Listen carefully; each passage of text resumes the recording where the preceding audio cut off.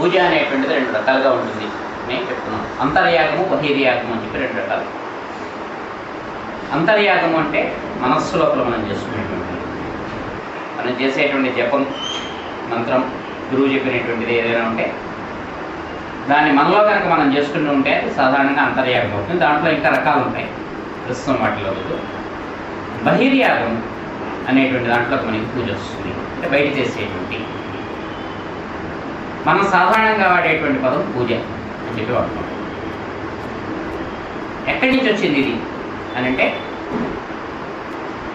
దీన్నే అంటే మనం పూజ అని అనుకునేటువంటి దాన్ని కొంచెం విస్తృతంగా మనం చెప్పుకుంటే క్రతువు అని అంటాము, యాగము అని అంటాము, యజ్ఞము అని అంటాము. ఇవన్నీ కూడా బహిర్యాగాల కింద వాటిలోనే పూజ అనేటువంటిది కూడా ఒక అంతర్భాగమైనటువంటి. పూజ అంటే అందరం సాధారణంగా ఇంట్లో చేసుకునేటువంటిది. అంతకంటే కొంచెం ఎక్కువగా మనం చేసుకునేటువంటి ఏదైనా కనుకుంటే దాని ఒక క్రతువు అంటాం. అంటే ఉదాహరణకి మనం చేసుకునేటువంటి వ్రతాలు కానీ, నోములు కానీ, ఇలాంటివి ఏవైనా సరే క్రతువుల కింద మనం చెప్పుకోవచ్చు. అంటే వాటిలో కూడా పెద్ద క్రతువులు ఉంటాయి, చిన్నవి ఉంటాయి. అంతకంటే కొంచెం ఎక్కువగా ఉంది అంటే కొంత యాగము అని అన్నప్పుడు సాధారణంగా హోమము అనేటువంటిది కూడా ఇంక్లూడ్ అయి ఉంటుంది. అలాంటి దాంతో కూడా ఉన్నప్పుడు దాన్ని యాగం చెప్పి అంటాం. యజ్ఞం అనేటువంటి పదం కూడా దీనికే వాడతాం. అయితే యజ్ఞము అనేటువంటి దానికి సరైనటువంటి నిర్వచనం ఏమిటి అంటే, మాస్టర్ గారు చెప్పినటువంటిది, ఏదైనా సరే దాని యొక్క ఫలితం మన కోసం కాకుండా అందరి కోసము అని చెప్పి మనం సంకల్పించి చేసేటువంటిది ఏదైనా సరే, అది పూజ అయినా సరే, అవతల వాడికి చేసేటువంటి చిన్న సేవ అయినా సరే, సమాజంలో మనం చేసేటువంటి ఏదైనా ఒక సత్కార్యమైనా సరే, ఏదైనా సరే యజ్ఞం. పూర్వకాలం ఏం చేసేవారంటే, ఈ రాజులు మొదలైనటువంటి వాళ్ళందరూ కూడా విశ్వహితాన్ని కోరి, కేవలము తమ రాజ్యం కోసం కాకుండా ప్రజలంతా బాగుండాలి, శాంతి ఉండాలి, పంటలు బాగా పండాలి అనేటువంటి దాంతో యజ్ఞాలు చేసేవారు.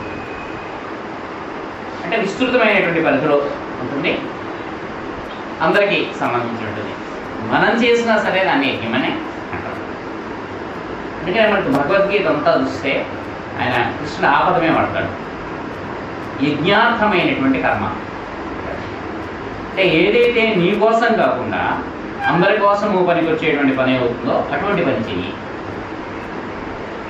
అంటే పెద్దవాళ్ళు చెప్పేటువంటిది ఏంటంటే, అందరూ బాగుండాలి అని మనం కోరుకుంటే అందులో మనం కూడా ఉంటాం. మనం ఒక్కడే బాగుండాలి అని మనం సంకల్పిస్తే మిగతా వాళ్ళు అందులో ఉండదు. ఎప్పుడైతే ప్రపంచం అంతా సుఖంగా ఉండాలి అని మనం కోరుకుంటామో, ప్రపంచంలో మనం కూడా ఒక భాగం కాబట్టి, మన కుటుంబం కూడా ఒక భాగం కాబట్టి దాంట్లోకి మనం కూడా వచ్చేస్తాం. ప్రత్యేకంగా మన గురించి మనము అడగగల. కేవలం మనం ఒక్కడమే బాగుండాలి అని మనం కోరుకుంటే, మనము ఏదో మన కుటుంబము అని మనం అనుకుంటే, మనం దాన్ని లిమిట్ చేసుకున్నటువంటి వాడము, ఒక చిన్న సరిహద్దు తీసుకున్నటువంటి వాడము. గీసుకోవచ్చు, తప్పేం లేదు. కానీ ఎక్కడ సమస్య వస్తుందంటే, నేను బాగుండాలి అని అనుకున్నప్పుడు నువ్వు ఎవరిని గురించి అనుకుంటున్నావు? కేవలం నీ ఒక్కడి గురించేనా? కాదు, నా భార్య పిల్లలు కూడా. సరే, కేవలం నీ భార్య పిల్లలేనా? ఏదో నా తల్లిదండ్రులు, ఆవిడ తల్లిదండ్రులు, ఇలా ఇలా పెంచుకుంటూ వెళితే అందరినీ మనకి తెలుసున్నటువంటి మన కుటుంబ సభ్యులు, మనకి పరిచయస్తులు, వీళ్ళందరినీ ఇంక్లూడ్ చేసుకుంటూనే వస్తాం మనం. అందుకని వీడేం చేస్తారు, ఇలా ఎంతమందిని మనం ఉద్దేశించుకుంటూ ఉంటాం. అందుకని సమస్తమైనటువంటి ప్రజల్ని అని కనుక మనం అనుకుంటే అందులో వీళ్ళందరూ కూడా వచ్చేస్తారు. మనం బాగుంటే మన చుట్టూ ఉన్నాడు, అందరూ బాగుంటే అందులో మనం బాగుంటాం, మనం బాగుంటే మన చుట్టూ ఉన్నటువంటి వాడు కూడా బాగుంటారు. అందుకని ఏ సంకల్పం చేసినా సరే, అంటే ఇంట్లో మనం చేసుకునేటువంటి సంకల్పమైనా సరే, పూజ చేసుకునేటువంటిదైనా సరే, ఆయురారోగ్యముల కోసము, అష్టైశ్వర్యముల కోసము అని చెప్పి మమాని మనం అనుకుంటున్నప్పటికీ కూడా మధ్యలో లోక కళ్యాణార్థం, విశ్వశాంత్యర్థం అనేటువంటి ఒక పదాన్ని చేర్చుకోండి అని చెప్పారు. అంటే కేవలం మన గురించేనే కాకుండా, అంటే ఇంత విస్తృతమైనటువంటి అర్థంలో కనుక మనం ఏదైనా చేస్తే దాన్ని యజ్ఞం. అంటే దానికోసం చేసేటువంటి ఏర్పాట్లు మనం చేసేటువంటి క్రమక్రమంగా మన పరిధి అనేటువంటిది విస్తరిస్తూ ఉంటుంది. అంటే నేను అనేటువంటి దాని నుంచి నా కుటుంబము, నా పరిచయస్తులు, నా చుట్టుపక్కల ఉన్నటువంటి వాళ్ళు, ఆఫీసులో ఉన్నటువంటి వాళ్ళు, ఇలాగా కాలనీలో ఉన్నటువంటి వాళ్ళు, ఇలాగ పెంచుకుంటూ వెళ్ళడము అనేటువంటి దాని కింద చెప్తారు. మళ్ళీ పూజ అనేటువంటి దాని దగ్గరికి మనకు వస్తే ఈ క్రతువు అని మనం చెప్తున్నాం. క్రతువు అనేటువంటిది అసలు ఎందుకు ఏర్పడింది, ఎందుకు పూజ అనేటువంటిది ఏర్పడింది అని అంటే, సృష్టి అనేటువంటిది ఏర్పడినప్పుడు అది కొన్ని ధర్మాలని అనుసరించి ఏర్పడుతుంది. ఇష్టం వచ్చినట్టుగా భగవంతుడు సృష్టించాడు. ఆయన కూడా కొన్ని నియమాలని అనుసరించి మాత్రమే సృష్టిస్తారు. ఈ నియమాలు ఎవరు ఏర్పరిచారు, ఎప్పుడు ఏర్పరిచారు అంటే చాలా చక్కగా చెప్పారు. అంటే చాలా సులభంగా, చాలా సింపుల్గా చెప్పారు మన వాళ్ళు. ఏమన్నారు, ఇంతకు ముందు ఉన్నాయి ఏమన్నారు. ఇంతకు ముందు ఉండడం అంటే ఎప్పుడున్నాయి, ఇంతకు ముందు జరిగినటువంటి సృష్టిలో ఉన్నటువంటి నియమాలను తీసుకుని మళ్ళీ వాటిని కంటిన్యూ చేస్తున్నాడు. దీనికి ఒక చక్కటి కథ చెప్పారు. ఈయన పడుకుని ఉంటాడు ఈ విష్ణువు. ఆ యోగ నిద్ర పూర్తయ్యేటువంటి సమయంలో, సృష్టి చేయాల్సినటువంటి సమయంలో ఆయన గుడ్డులోంచి ఒక తామర పువ్వు పుడుతుంది. దాంట్లోంచి బ్రహ్మ ఉద్భవిస్తాడు. అందులో ఉంటాడు. ఆయన కళ్ళు తెరుస్తాడు. చుట్టూ ఏం కనిపించదు, జలం అంతే, నీళ్లు ఉంటాయి. నేనెవరిని అనుకుంటాడు. అసలు నేనెవరు, నేనేం చేయాలి, అసలు ఏమిటిదంతా అని అనుమానం వస్తుంది. అంటే సృష్టి చెయ్యి అనేటువంటి ఒక ఉద్బోధ లాంటిది తనంతటా తనకు ఒక ప్రేరణ కలుగుతుంది. ఎవరో చెప్పినట్టు ఎలా చేయాలి, సృష్టి చేయమంటున్నారు అంటే ఎలా చేయాలి, పనిముట్లు ఏమున్నాయి, పద్ధతి ఏమి, ఏమీ తెలియలేదు. అంటే ఇంతకుముందు నువ్వు చేసావు కదా, అలాగే ఇంతకుముందు తను ఎప్పుడు చేశాడు, ఉన్నది తను ఒక్కడే. ఇంతకుముందు ఎప్పుడు చేశాడు, ఎక్కడ చేశాడు అంటే తపస్సు చేయి. ఇంతకుముందు నువ్వేం చేసావో నువ్వు తెలుసుకోవాలి అంటే తపస్సు చేయి అని మళ్ళీ ఒక బోధ మనకి వేదంలో చెప్తారు. తాని ధర్మాన్ని ప్రథమాన్యాసం. ఆ ధర్మాలు ఎప్పుడూ ఉంటాయి. తపస్సు చేసేటప్పుడు అప్పుడు ఏమవుతుంది, నేను ధ్యానం చేస్తుంటే సృష్టి అనేటువంటిది ఒక పువ్వులాగా ఎలాగ విచ్చుకుంటుందో తెలుస్తుంది. ఎక్కడి నుంచి ప్రారంభించాలి, ఎక్కడి నుంచి ఎలాగెలాగా వస్తుంది అని. ఒక రకంగా ఎలా ఉంటుందంటే, ఇప్పుడు మనకి టీవీలోనూ దాంట్లోనూ కొన్ని గేమ్స్ లాంటివి ఏవైనా చూపిస్తూ ఉంటాడు. ఒక చోట చిన్న బంతి లాంటిది ఏదైనా ఉంటే దాన్ని జస్ట్ మనం ఎలా తొయ్యాలంటే ఇది వెళ్ళి ఇంకో దాన్ని తాగుతుంది, అది వెళ్ళి ఇంకో దాన్ని తాగుతుంది, అదొక కర్రను తాగుతుంది, ఆ కర్రలా కిందకు వస్తుంది, దాంట్లో ఇంకోటి వెళ్తుంది. మొత్తం ఇంకంతా కూడా ఒక చక్రం తిరుగుతుంది, నీళ్లు వస్తాయి అక్కడెక్కడ ఉన్నటువంటి. అంటే మనం చేసింది ఏమీ లేదు, జస్ట్ ఇలా అన్నా ఉంటే. భగవంతుడు అదొకటే చేస్తాడు, ఆ బ్రహ్మ అదొకటే చేస్తాడు సృష్టి చేసేటప్పుడు. ఆయనకి తెలిసేది ఏమిటంటే నువ్వు జస్ట్ ఆ పుష్ అంతే. కారుకి జస్ట్ కొంచెం స్టార్ట్ అవ్వడానికి మనం పుష్ ఇచ్చినట్టుగానే ఒకసారి స్టార్ట్ అయిన తర్వాత అది వెళ్తూ ఉంటుంది. ఒక రకంగా ఇది ఆటోమేటిక్గా జరిగేటువంటి ఆ మొదటి పుష్ ఒక్కటే అయినా ఇవ్వాలి.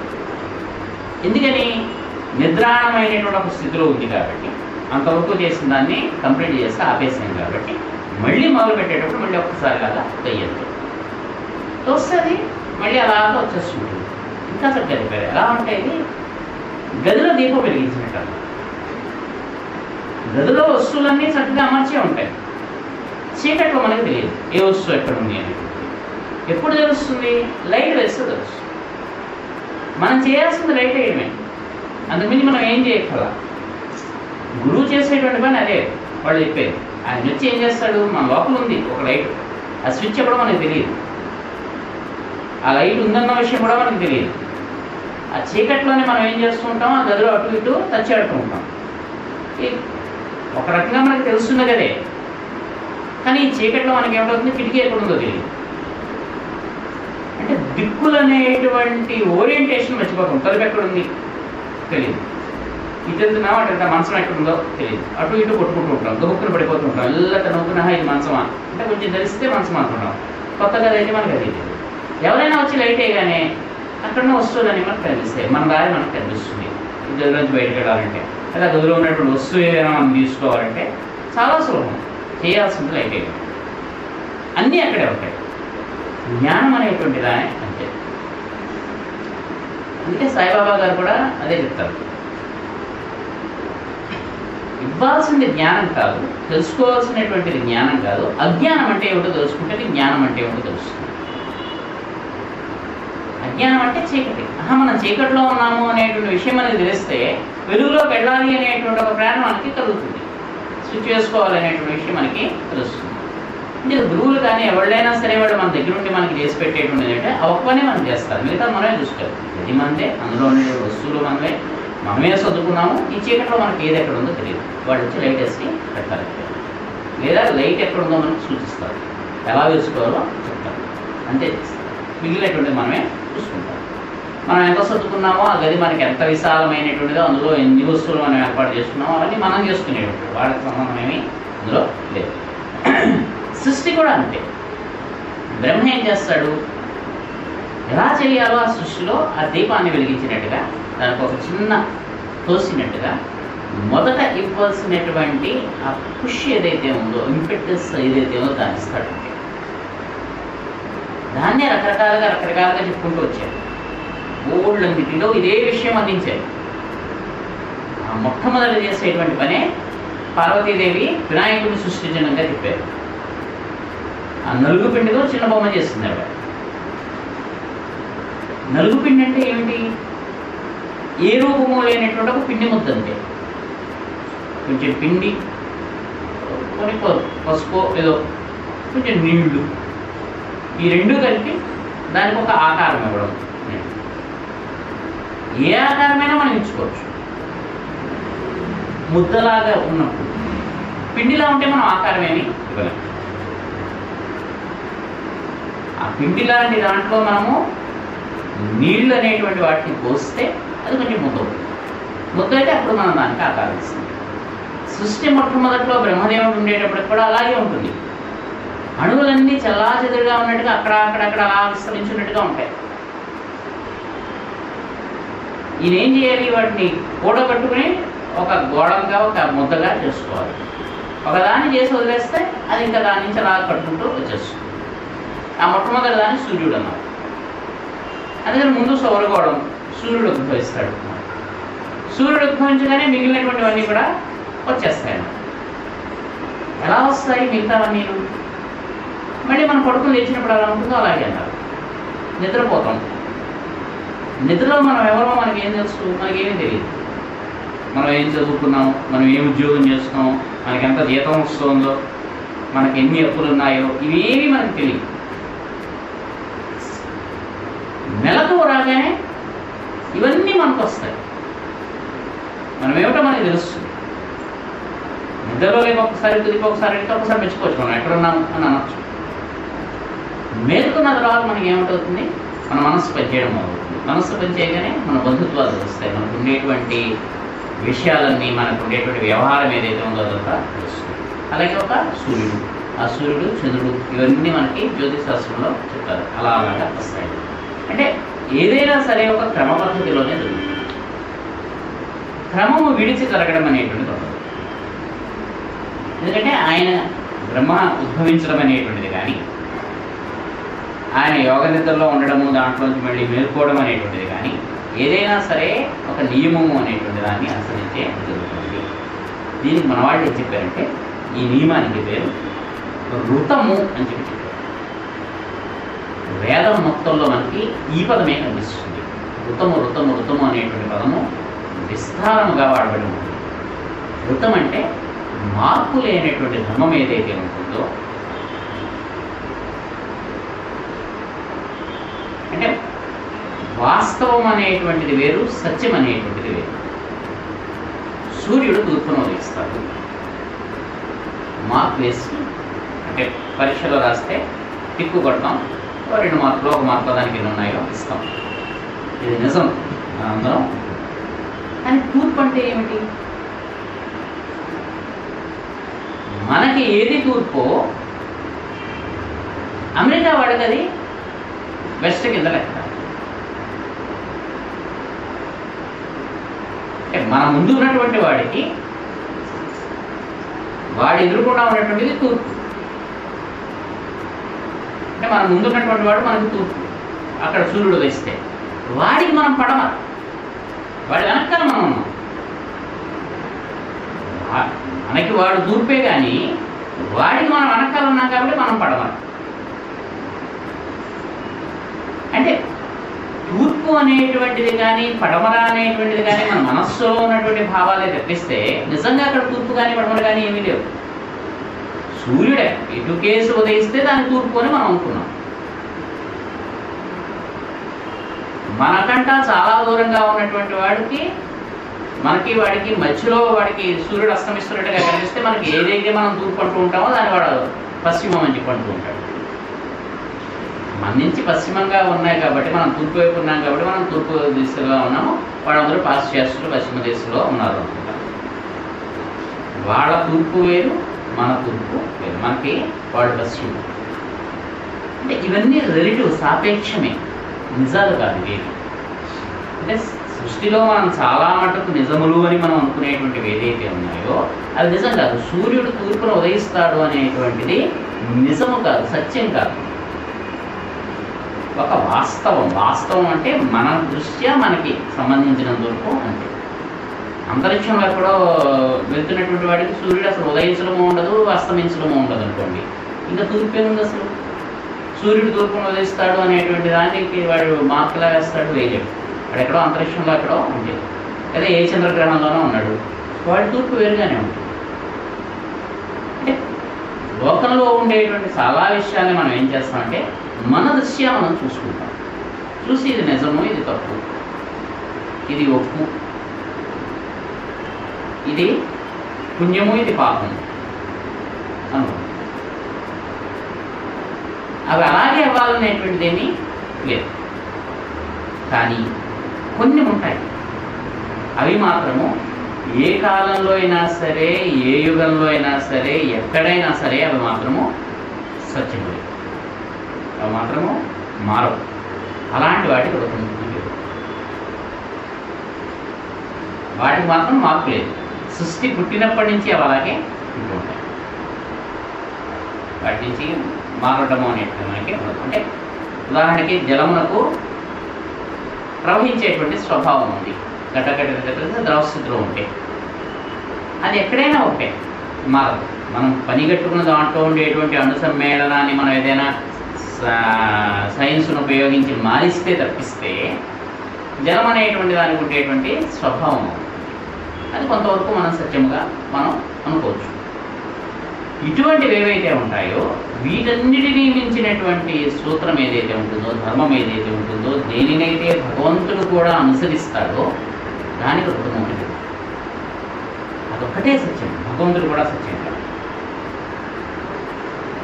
ఆయన కూడా దాన్నే అనుసరించాలి తప్పిస్తే సొంతంగా ఆయన మార్చేయడానికి వీల్లేదు. రూల్స్ సృష్టి చేద్దాము అని అనుకుంటే ఇంతకు పూర్వం ఉన్నటువంటి సృష్టి ఎలా ఉందో దాన్ని అనుసరించే చేస్తాడు, ఇంకోలా ఆయన చేయలేడు.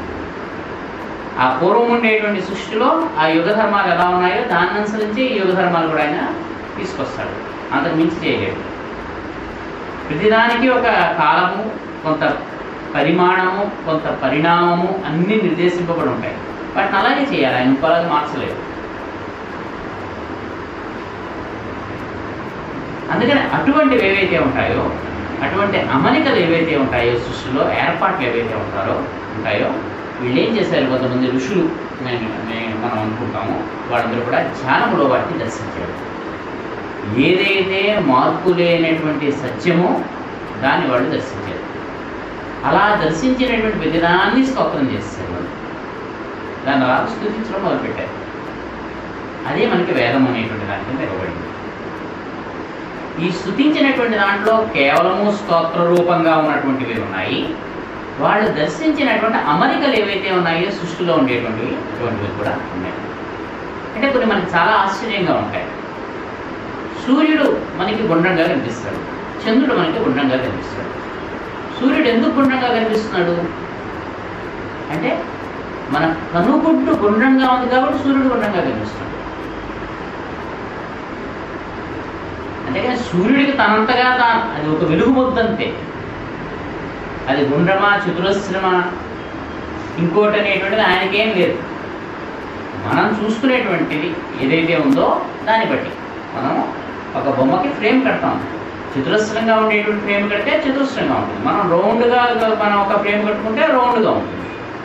మనం కట్టుకునేటువంటి ఫ్రేమే తప్పిస్తే అది మొత్తం అదంతా కూడా ఎంత పెద్దదిగా అన్నా ఉండవచ్చు. సూర్యుడు కూడా అంతే, వెలుగు ముద్ద అంతే. మనం అలాగ గుండ్రంగా దర్శిస్తున్నాం కాబట్టి, గోళము అనేటువంటి దాంట్లో దర్శిస్తున్నాం కాబట్టి, ఎందుకు గోళాకారంగా మనం దర్శిస్తాము, ఎందుకు మన కనుగుడ్డు గుండ్రంగానే ఉంటుంది అనేటువంటిది ఇంకొంచెం వేరుగా ఉంటాయి. అన్ని జంతువులకి కూడా కనుగుడ్లు గుండ్రంగా ఉండవు, కొన్నిటికి వేరువేరుగా ఉంటాయి. వాటికి ఉండేటువంటి వాటి శక్తి బట్టే మనం కంటితో కొంత దూరమే వెనక్కి చూడగలం. కొన్ని జంతువులు అసలు వెనక్కి చూడలేవు. కొన్ని చిట్ట చివరి వరకు వెనకాల ఏమొస్తుందో కూడా చూడగలరు. బుర్ర తిప్పకుండానే చూడగలరు. మనం వెనకాల ఏముంది అనేటువంటిది బుర్ర తిప్పాలి. ఎందుకంటే మనకు గుడ్డు సహకరించదు. అంటే దానికి ఉండేటువంటి ప్రాంతము, దాని యొక్క ఆకారము ఇవన్నీ కూడా కొన్నిటికి అలా కాదు, స్లిట్లా ఉంటుంది. అది ఎంత దూరమైన వెనకాల వస్తున్నటువంటి దాన్ని కూడా కొంచెం చూడగలుగుతుంది. నిర్మాణం అంతే.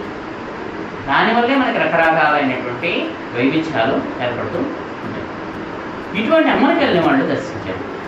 ఈ దర్శించినటువంటి అమరికల్ని వాళ్ళు ఏం చేశారు, ఒక క్రతువుగా ఏర్పాటు చేసుకున్నారు. అంటే అక్కడ ఎలా జరుగుతుందో, ఆ అమరిక ఎలాగైతే ఉందో సృష్టిలో ఉండేటువంటిది ఏదైనా సరే, ఇక్కడ భూమి మీద అటువంటి ఒక ఏర్పాటు చేసుకుని ఒక అమరిక పెట్టుకుని దానినే ఒక రకంగా వాళ్ళు ఏం చేశారంటే ఆ నాటకం నటించినట్టుగా అక్కడ ఉండేటువంటి దాన్ని ఇక్కడ కూడా ఏర్పాటు చేసుకుని ఇస్తారు.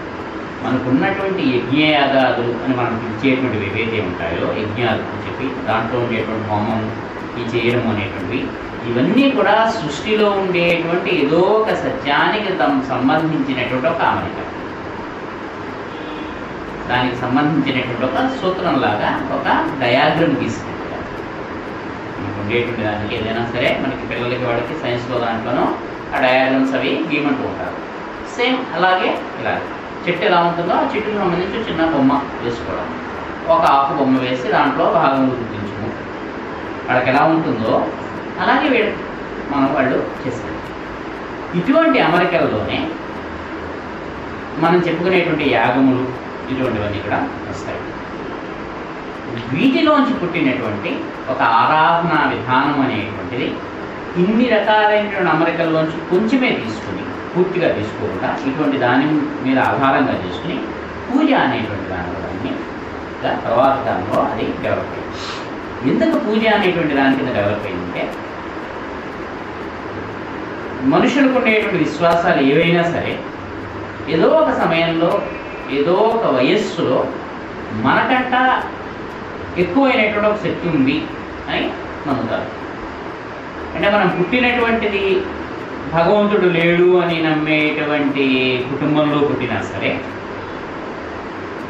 మనిషే గొప్పవాడు, మన స్వశక్తితోటే పైకి రావాలి, ఇంకా దీనికి మనం ఎవరి మీద ఆధారపడక్కర్లేదు, మన పుణ్యపాపాన్ని లెక్కించేవాడు ఎవడూ లేడు అని మనం అనుకున్నా సరే, ఏదో ఒక సమయంలో మనకంట ఎక్కువైనటువంటి ఒక శక్తి ఉంది అనేటువంటి దాన్ని మనం ఒప్పుకోవాల్సి వస్తుంది. ఇవాళ కాకపోయినా ఇంకొక జన్మలో అయినా సరే.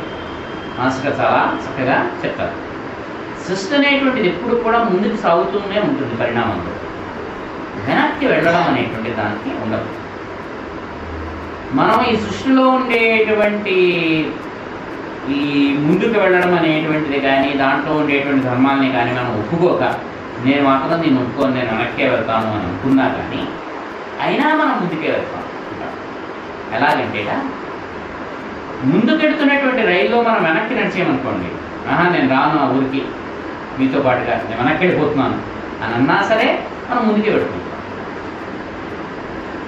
రైలు మొత్తం ముందుకెడుతోంది కాబట్టి మనం ఉన్నటువంటి పెట్టెలోంచి మనం వెనక్కాల వెళ్ళిపోతున్నాము, నేను రాను మీతోటి అని మనం వెనక్కి నడిచినా సరే మనం ముందుకే పెడుతున్నాం. అలాగా యుగధర్మం అనేటువంటిది ఒకటి ప్రవర్తిస్తూనే ఉంటుంది. దానికి వ్యతిరేకంగా మనం చేద్దాము అని అనుకున్నా కానీ ఆ ధర్మము రైలు బండిలాగా ముందుకే సాగుతూ ఉంటుంది. అది ఎలాగ వెళ్ళాలో ఎక్కడికి వెళ్ళాలో అక్కడికే వెళుతూ ఉంటుంది. దాన్ని వ్యతిరేకించి మనం చేయగలిగినటువంటిది ఏది కూడా ఉండదు. అందుకని ఏం చేశారు, ఎప్పుడైనా సరే మనకంట ఉత్తమమైనటువంటి గొప్పదైనటువంటి శక్తి ఉంది అని మనం నమ్మినప్పుడు దాంతో మనకు ఒక అనుబంధం ఏర్పరచుకోవాలి అని అనిపిస్తుంది. ఇది ఒక చాలా సహజమైనటువంటి కోరిక. ఎంత సహజమైనటువంటి కోరిక అంటే పుట్టినటువంటి పిల్లవాడికి తల్లి యొక్క స్పర్శ ఎంత సహజమైనటువంటిదో అంత. ఆ స్పర్శను కోరుకుంటూ ఉంటాడు. అమ్మ అలా దూరంగా వెళ్తే ఏడుస్తాడు. అప్పుడు తల్లిని గుర్తించడం కూడా వాడికి తెలియకపోవచ్చు. కానీ ఆ స్పర్శ లేదు తన పక్కన. అది ఉంటే వెచ్చగా పడుకుంటాడు. అమ్మ ఉంది పక్కన అనేటువంటి ఒక ధైర్యం, ఒక నమ్మకం. అది ఎంత సహజమైనటువంటిదో మనకంట హయ్యర్గా ఉండేటువంటి ఆ శక్తి ఏదైతే ఉందో దాంతో మనం ఒక సంబంధం ఏర్పరచుకోవాలి అని మనకు అనిపించడం కూడా అంత సహజం. ఎలా ఏర్పరచుకుంటాము, అది ఎలా ఉంటుంది మనకి తెలియదు. అందుకని మళ్ళీ ఏం చేశారు, దానికి ఒక రూపం ఇవ్వడం అనేటువంటి దానికి చెప్పారు. ఎటువంటి రూపం ఎంచుకుంటాము, మనం ఎలా ఉన్నామో అలాంటి రూపం ఎంచుకుంటాము. ఎందుకని మనకు దాంతో ఆత్మీయత ఉంటుంది కాబట్టి. మిగిలినటువంటి రూపాలు ఉండవని కాదు, కానీ మానవమైనటువంటి రూపం ఎలా ఉంటుందో భగవంతుడికి కూడా అదే విధమైనటువంటి రూపం మనం ఇస్తే మనకు ఒక రకమైనటువంటి ఆత్మీయత మనకి ఏర్పడుతుంది. మిగతా రూపాల్లో కూడా ఉంటాడు అని చెప్పడానికి మనకి మిగిలినటువంటి జంతువుల కింద వాటన్నిటి కింద కూడా భగవంతుడిని చూపించారు. కానీ మనం పూజించేటువంటి మాత్రం ఎక్కువగా మానవ రూపమైనటువంటి రూపాలనే చూపిస్తాం ఆత్మీయత కోసం. ఇది మాస్టర్ చెప్పేవారు. మళ్ళీ కుక్కని భగవంతుడు ఎలా ఉంటాడో బొమ్మాయి అంటే ఏం చేస్తుంది, కుక్క బొమ్మ వేసుకుంటాడు. మనిషి బొమ్మ అయింది కదా, ఎందుకంటే దానికి భగవంతుడు ఎలా ఉంటాడో కుక్కలాగే ఉంటాడు. పిల్లికి భగవంతుడు ఎలా ఉంటాడు, పిల్లిలాగే ఉంటాడు. మనం ఎలా అనుకుంటాం, మనిషిలాగే ఉంటాడు. అందుకని ఏం చేశారు, భగవంతుడు అనేటువంటి వాడు ఆయనకు ఉండేటువంటి శక్తులు ఏవైతే ఉంటాయో ఈ సృష్టి అనేటువంటిది విచ్చుకోవడంలో ఆ శక్తులు ఎలాగైతే కనిపిస్తూ ఉంటాయో వీటన్నిటినీ కథలుగా చెప్పుకుంటూ వచ్చారు. మనకి ఇచ్చినటువంటి పురాణాల్లో ఉండేటువంటి ప్రతి కథా సత్యమే, అందులో అబద్ధమైనటువంటిది ఏదీ లేదు. పురాణాల్లో చెప్పినటువంటి ప్రతి కథ సత్యమే. అయితే ఇందాక చెప్పినట్టుగా సత్యము అని అంటే మనకి ఇప్పుడుండేటువంటి ఈ కాలానికి సంబంధించినటువంటి సత్యము కాదు. మనం చూడడంలో ఉండేటువంటి తేడా వల్ల మనకు అలాంటివి అనిపిస్తాయి. భూమి కూడా పుట్టక ముందు జరిగినటువంటి వాటిని కూడా వాళ్ళు కథలగీత పురాణాల్లో చెప్పారు. ఎందుకు కథలుగా చెప్పారంటే మనకు అలా అయితే సులభం కాబట్టి. శాస్త్ర విషయమైనా సరే చక్కగా ఒక చిన్న కథలాగా మనకి చెప్తే అర్థమవుతుంది కాబట్టి ఏం చేశారు, ఒక పాత్రలో కొన్ని కల్పించి ఆ పాత్రల మధ్య జరిగినటువంటి ఒక సన్నివేశంగా దాన్ని చిత్రీకరించారు. దాని వెనకాల ఒక సైంటిఫిక్ రీజన్ అనేటువంటిది ఉంది. సృష్టికి సంబంధించినటువంటి ఒక చిక్కుముడి లాంటిది అక్కడ ఉంది. అంటే అక్కడ ఎలాగ సృష్టి టర్న్ అయింది అనేటువంటి దాన్ని అందులో పెట్టేశారు. దాన్ని ఏం చేశారు, మామూలుగా దాన్ని చదవమంటే చదవరు. పిల్లలైనా సరే ఈ పాఠం చదువుకోమంటే ఎందుకు చదువుతారు, చదవరు. ఏం చేయాలి, ఇది చాలా ఇంపార్టెంట్, ఎగ్జామ్స్లో వస్తుంది, ఖచ్చితంగా మీకు 10 మార్కులు వచ్చేస్తాయి, పాఠం చదువుతారు. అందుకని వీళ్ళు ఏం చేశారు, ఈ కథ కనుక చదువుకుంటే ఏదో మీకు పుణ్యం వస్తుంది. ప్రతి దానికి ఇలాంటిది ఒక చిన్న తాయిల లాగా పక్కన పెట్టుకుంటూ వచ్చారు. పుణ్యం వస్తుందా రాదా అనేటువంటిది పక్కన పెడితే అది చదవడం వల్ల ఏమిటవుతుందంటే క్రమంగా మనకి తెలియకుండానే దాంట్లో ఉండేటువంటి విషయం మన మనస్సులో కొద్దిగా విచ్చుకుంటూ ఉంటుంది. తెలియకుండా చేసినటువంటి పనులకైనా సరే వాటి యొక్క ఫలితం కొంత వస్తూ ఉంటుంది. ఏదో ఒక జన్మలో మనం దాన్ని అందుకోగలిగినప్పుడు అది మనకు అలాగా తక్కువనే ఓపెన్ అయిపోతుంది. అందుకని ఏం చేశారు, ప్రతిదానికి కూడా ఒక వెనకాల మీకు ఆశ్చర్యం వేస్తుంది మనకి. అంటే కొన్ని చోట్ల కొంతమంది రాజుల పేర్లే ఇస్తారు పురాణాల్లో, ఈ వంశంలో పుట్టినటువంటి వాడు వీళ్ళు అని. చిట్టచివర ఏమిటి ఈ ఈ అధ్యాయం చదివినటువంటి వాడికి స్వర్గలోక ప్రాప్తి, స్వర్గంలో వాడు అందరూ ఉంటారు. అందులో కథ ఏముంది, ఏమీ లేదు అసలు. ఉన్నటువంటి పేర్లే, ఈ రాజుకు వీడు పుట్టాడు, ఈ రాజుకు వీడు పుట్టాడు, ఈ రాజుకు వీడు పుట్టాడు, వీడు ఎంతకాలం రాజ్యం చేశాడు, ఎంతకాలం రాజ్యం చేసి ఇళ్ళలో లిస్ట్ ఉంటుందంటే. చిట్టచివర మాత్రం ఈ ఆఖ్యానం ఎవరు చదువుతారు, ఈ కథ ఎవరు చదువుకుంటారో వాళ్ళకి ఇది వస్తుంది, అది వస్తుంది. చూసేవాడికి ఏమనిపిస్తుంది, ఎంత పిచ్చివాడు వీళ్ళంతా కూడా చదువుకున్నటువంటి వాడు మూర్ఖుల ఏమిటంటే ఇలాంటివి చదువుతారు అనిపిస్తుంది. ప్రతి రాజు పేరుకి వెనకాల ఒక అర్థం ఉంది. వాళ్ళు పెట్టినటువంటి పురాణాల్లో ఏ పేరు కూడా కారణం లేకుండా పెట్టాలి. ఈ కాలంలో మనం పెట్టుకునేటువంటి కొన్ని పేర్లు ఉంటాయి, వాడు పేరు పెట్టేసుకొచ్చేటప్పుడు అసలు దీనికి అర్థం ఏమిటండి అంటారు. ఇంతే కదా చెప్పడానికి దానికి ఏదైనా అర్థం ఏం చెప్తాం. కొన్ని వాళ్ళు చాలా మంచి పేర్లను పెట్టుకునేటువంటి వాడికి నెగిటివ్ అర్థాలు ఉంటూ ఉంటాయి. ఏం చెప్తామా, చాలా బాగుందండి, మంచి అర్థమేనండి అని ఏదో తోసేయాలంటే. కానీ వాళ్ళ పెట్టినటువంటి ప్రతి పేరుకి ఒక అర్థం ఉంది. రామ అని పేరు ఎందుకు పెట్టాడు ఆయన, వశిష్ఠుడికి పిల్లవాడికి పేరు పెట్టమంటే రమతే అయితే రామ, ఈయన ఆనందంగా విహరిస్తాడు. ఎక్కడ విహరిస్తాడు, యోగినాం హృదయేషు, యోగుల యొక్క హృదయాల్లో ఆయన హాయిగా విహరిస్తాడు. అంటే వాళ్ళ మనస్సులో ఈయన గురించి ధ్యానం చేసుకుంటూ ఉంటాడు. అందుకని ఈయనకి రాముడు. లక్ష్మణుడు రెండవ వాడిని చూసే, ఎందుకని చక్కని శుభలక్షణ యుత, లక్షణములు కలిగిన వాడు కాబట్టి, మంచి మంచి లక్షణములు ఉన్నటువంటి వాడు కాబట్టి లక్ష్మణుడు. అంటే శరీరం మీద సాముద్రిక శాస్త్రం ప్రకారము చక్కగా ఉన్నాయి, ఆయనకి బుద్ధి కూడా అటువంటిది ఉంది. భరతుడు భారాన్ని మోయగలిగినటువంటి వాడు. ఈ రాముడి తర్వాత ఈయనే ఈ రాజ్యభారం అంతా కూడా మోస్తాడు, భరిస్తాడు కాబట్టి భరతుడు. తర్వాత వాడికి ఏం పెట్టాడు, శత్రుఘ్నుడు, శత్రువును చంపేవాడు. ఈ శత్రుఘ్నుడే తర్వాత దిగ్విజయాత్ర చేసి విజయయాత్ర చేసి లవణాసుడు అనేటువంటి రాక్షసుని వాడిని చంపుతాడు. కృష్ణ అని పేరు పెట్టాడు. కర్షతి ఇది కృష్ణ, ఆకర్షిస్తాడు. మనుష్యుల యొక్క మనస్సును ఎలాగ లాక్కుంటాడు కాబట్టి తన వైపు ఆయన కృష్ణుడయ్యాడు. ప్రతిదానికి అలాగే ఏదో ఒక అర్థం ఉన్నటువంటి వాటిని పెట్టారని తెప్పిస్తే లేనటువంటి వాటిని వాళ్ళు పెట్టాలి.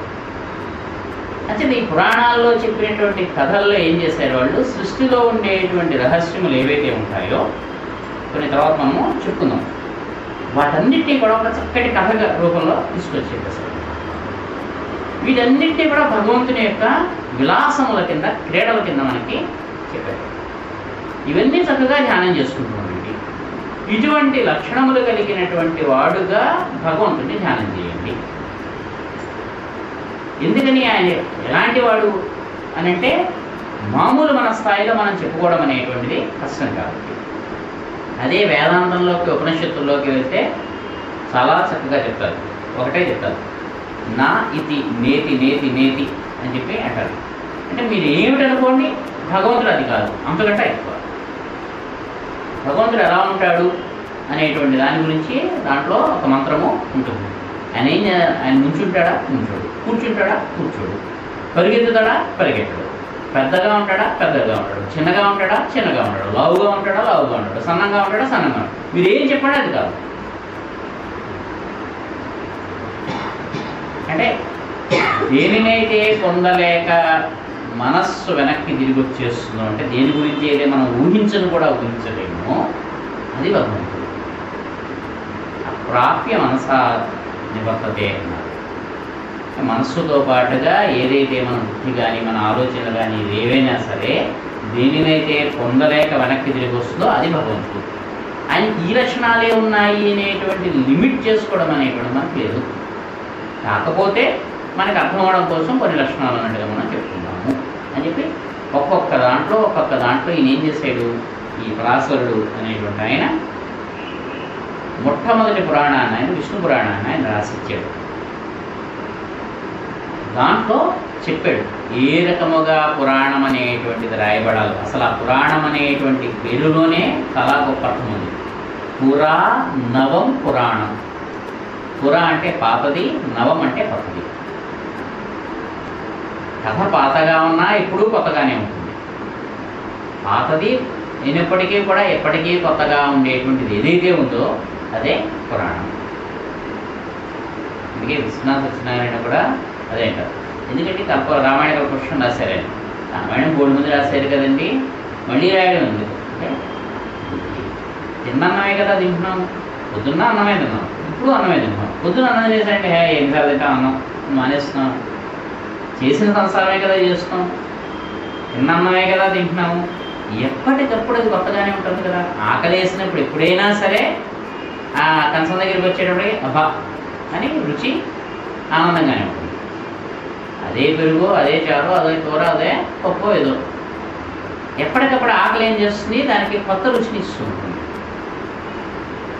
రోజు పొద్దున ఆ సంసారాన్ని తిట్టుకుంటున్నాడు, పులి పులి ఇవి అంటాం. అయినా మనం ఆ సంసారంలో పడుకుంటూనే ఉంటాం.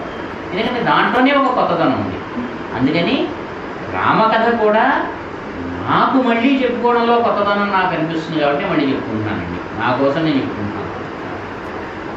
చెప్పిన కథ అయినా కానీ మళ్ళీ అలాగా చెప్పుకోవడం అనేటువంటి జరుగుతుంది. అలాగే ఏం చేశారు, ఈ పురాణముల నిండా కూడా పాతగా ఉన్నప్పటికీ కూడా కొత్తగా ఉండేటట్టుగా అందులో ఉండేటువంటి వాటినన్నింటినీ కూడా సృష్టిలో ఉండేటువంటి రహస్యాలన్నింటి ఇవన్నీ భగవంతుడికి ఉండేటువంటి లక్షణములు చెప్పారు. అందుకనే ప్రతివాడికి అష్టోత్తరాలు, సహస్రాలు అలాగా ఇచ్చుకుంటూ వచ్చారు. ఎందుకు ఇన్ని పేర్లు? ఏదో ఒక పేరు చాలా కొన్ని 2 పేర్లు 3 పేర్లు 108 పేర్లు ఎందుకు, 1000 పేర్లు ఎందుకు? ఒక్కొక్క పేరు ఒక్కొక్క రకమైనటువంటి లక్షణాన్ని చెప్తుంది.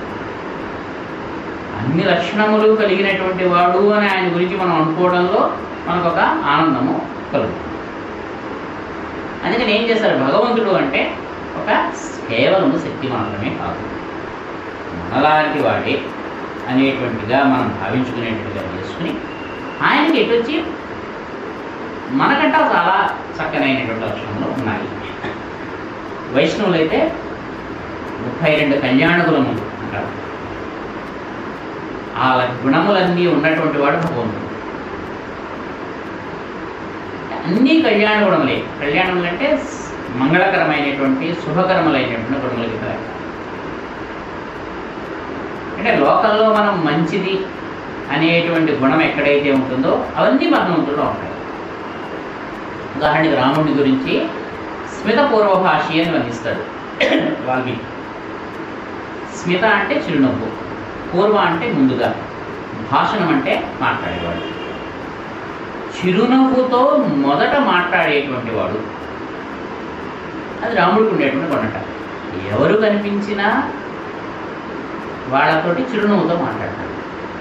అంతేగాక వాళ్ళకంట ముందు తనే పలకరిస్తారు వాళ్ళని. బాగున్నారా, ఏమిటి?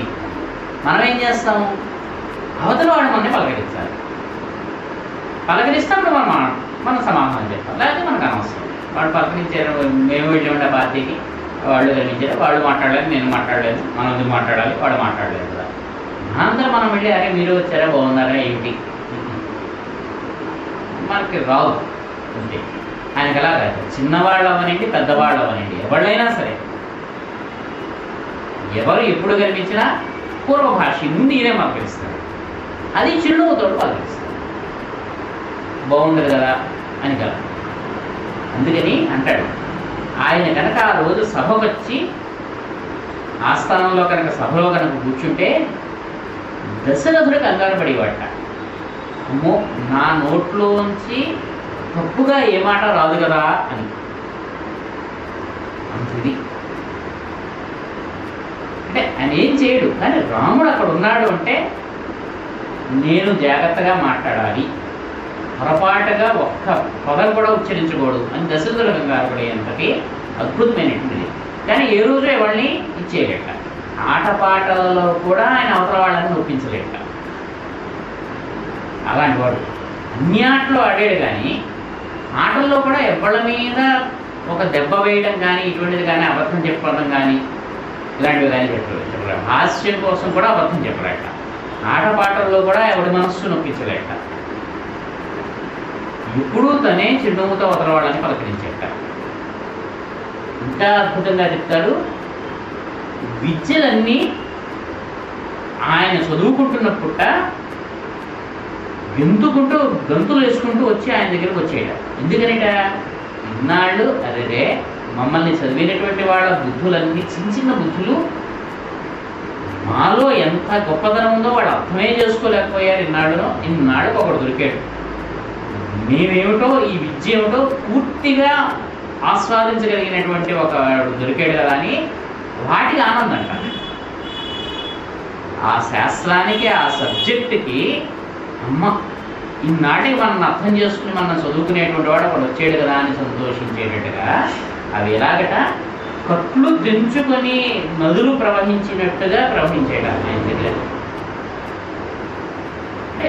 మనం ఏం చేస్తాం, ఆ విద్య ఉన్నప్పటికీ కూడా దాన్ని సంపూర్ణంగా ఆస్వాదించేటువంటి బుద్ధి మనకు ఉండదు. మాస్టర్ చెప్తాడా 2 లక్షల ఓ చేసుకుంటాం, అదో చెప్తాం అంతే. ఇంతకంటే ఏముంది ఇందులో తలచి చూద్దాము అనేటువంటి ఓపిక ఉండదు, అంత విశాలమైనటువంటి బుద్ధి ఉండదు. ఇంత వైశాల్యము కలిగినటువంటి విశాలమైనటువంటి బుద్ధి కలిగినటువంటి వాడు ఉన్నాడని అవి ఆనందించేది. చాలా చక్కగా కనిపిస్తాడు. అంటే ఈ లక్షణాలన్నీ కూడా ఎక్కడెక్కడైతే ఉంటాయో వీటన్నిటిని తీసుకొచ్చి ఇది భగవంతుడు, ఈయన్ని ఆరాధించుకోవాలి. ఆరాధించడము అని అంటే ఆత్మీయమైనటువంటి ఆరాధన అందులో పెట్టారు. మనం చేసుకునేటువంటి పూజ మనకంట చాలా ఉన్నతమైనటువంటి స్థితిలో ఉన్నప్పటికీ కూడా మన పట్ల చాలా ప్రేమ అనురాగము కలిగినటువంటి మన ఆత్మబంధువైనటువంటి వాళ్ళని మనం చేసుకునేటువంటి సపత్య మాత్రమే. మనకు చాలా ఇష్టమైనటువంటి వాళ్ళు ఇంటికి వచ్చారనుకోండి, వాళ్ళ పట్ల మనం చూపించేటువంటి ఆదరణ ఎలా ఉంటుంది, మనకు తెలియనటువంటి వాడు ఎవరో వచ్చారు గెస్ట్, వాళ్ళ పట్ల మనం చూపించేటువంటి ఆదరణ ఎలా ఉంటుంది. భగవంతుడికి మనం చేసేటువంటి పూజ ఏమిటంటే, చాలా ఆత్మీయమైనటువంటి బంధువు ఇంటికి వస్తే వాళ్ళ పట్ల మనం చూపించేటువంటి ఆదరణ ఎలా ఉంటుందో అలా మనం చేయగలిగినంతే చేస్తాం, కానీ చేసింది ప్రేమగా చేస్తాం, మనస్ఫూర్తిగా చేస్తాం. కొరత అయినా సరే అవతల వాడు కూడా ఏమనుకో, మజ్జిగ వేసే పెట్టినా కానీ ఇంట్లో ఏం లేక చాలా ఆనందంగా అవతల వాడు ఉంటాం. మనం కూడా పెద్ద బాధపడం, అయ్యో మజ్జిగ పెట్టాము, పక్కింట్లో అంతా తీసుకురావాలి వాటికి ఇదే ఉంది, ఇదే పెడుతున్నాను, తినేయండి శుభ్రంగా, ఆవకాయ మంచిగానే పెట్టాను. వాళ్ళు సంతోషిస్తారు, మనం సంతోషిస్తాం. భగవంతుడికి మనం చేసేటువంటి పూజ కూడా ఆ మనస్సుతో చేయాలని తెప్పిస్తే మనం ఎంత చక్కగా అలంకారాలు చేశాము, బంగారం పెట్టామా, అక్కడ వెండి పెట్టామా అనేటువంటి. అందుకే పాపం వాళ్ళు ప్రతి దాంట్లోనూ చెప్తారు, శక్తి కొద్ది బంగారంతో కానీ వెండితో కానీ మట్టితో కానీ ప్రతిమని చేసి పెట్టుకోండి.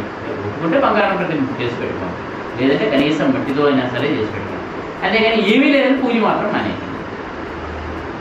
బంగారు ప్రతిమతోటే అని అంటే నాకు ఎలాగా లేదనే క్యాన్సర్ లేదు, వినాయకుడికి పూజ చేయక్కర్లేదు, అదే ఏ సరస్వతి పూజ చేయక్కర్లేదు అని వదిలేస్తామేమో చెప్పి మీ శక్తి మేరకు ఏది పెట్టుకోగలిగితే దాంతోటే పూజను మాత్రము.